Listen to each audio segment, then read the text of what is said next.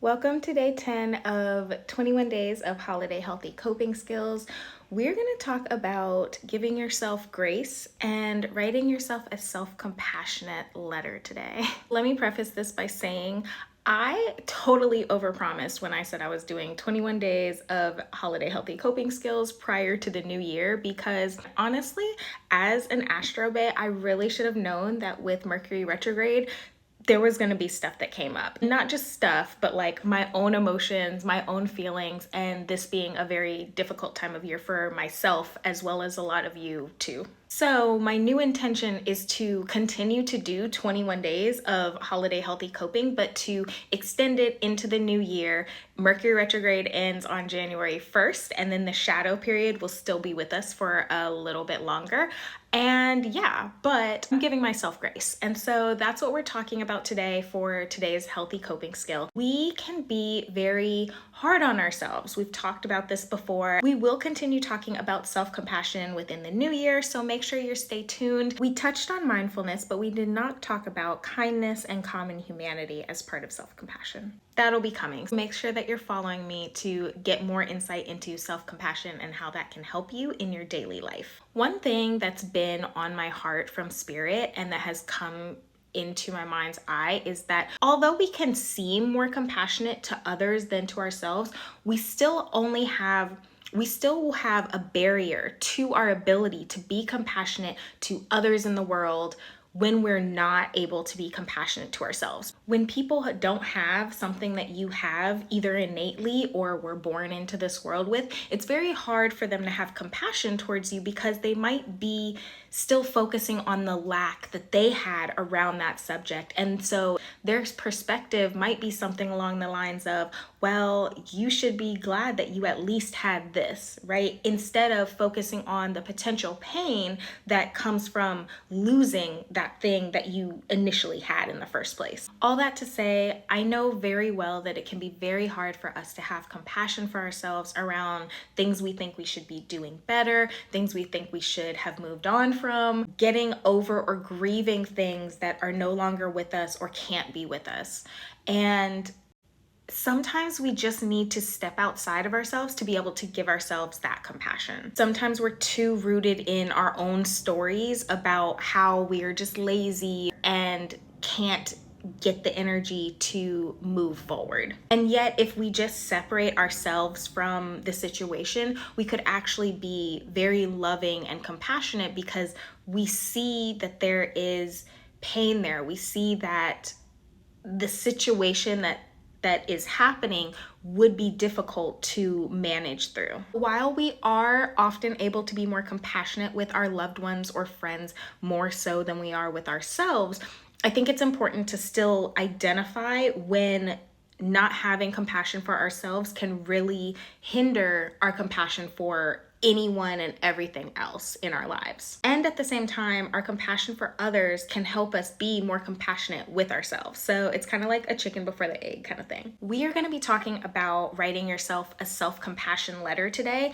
because I need it. So I was talking to a girlfriend of mine the other day, just texting her about a certain block that I recognize within myself. And I know that this friend has a very similar block that they are working through. And it was funny because they reflected back to me that they could very much understand the situation I was going through and the feelings that come up around it. And then something interesting happened when I was going back to reaffirm her and look at what she had done this year, what she had accomplished, the love that she poured into herself this year by making choices for herself that were of her highest and greatest good, even if it was painful, even when it was hard to let go, even maybe begrudgingly sometimes. I saw the growth in her. I saw the beauty. I saw the light. And when I was reflecting that to her, it was like my guides tapped me on the shoulder and was like, baby, this could be for you too. And I started crying right then and there when I was texting this to her because I realized just how hard I really am on myself and continue to be on myself around certain topics or things. If I could just take a step back, if I could just take a second to allow myself the space, the grace, and the understanding of how hard certain things have been to get to where I am. And even though I'm not where I would like to be, how closer I am to that space, it was like a light bulb turned on, right? And it was that reminder that as compassionate as of people as we are, we can still forget to give that compassion to ourselves. We can still forget and get caught up in that rat race, get caught up in that thought pattern of you need to do X, Y, and Z, you need to go harder, you need to I should be doing, whatever. So today's healthy coping skill is going to be to write yourself a self-compassion letter. And what I want you to focus on when you're writing this letter is pretend like you have a friend who is in a very similar or even the exact same situation as you. Step out of that first person narrative. That first person narrative often has a lot of stuff around what you should be doing, why you can't do more, why you're lazy, all the negatives that come up that we might unintentionally just be pouring into ourselves, all that negative thought, all that negative emotion, and we're just watering ourselves in it.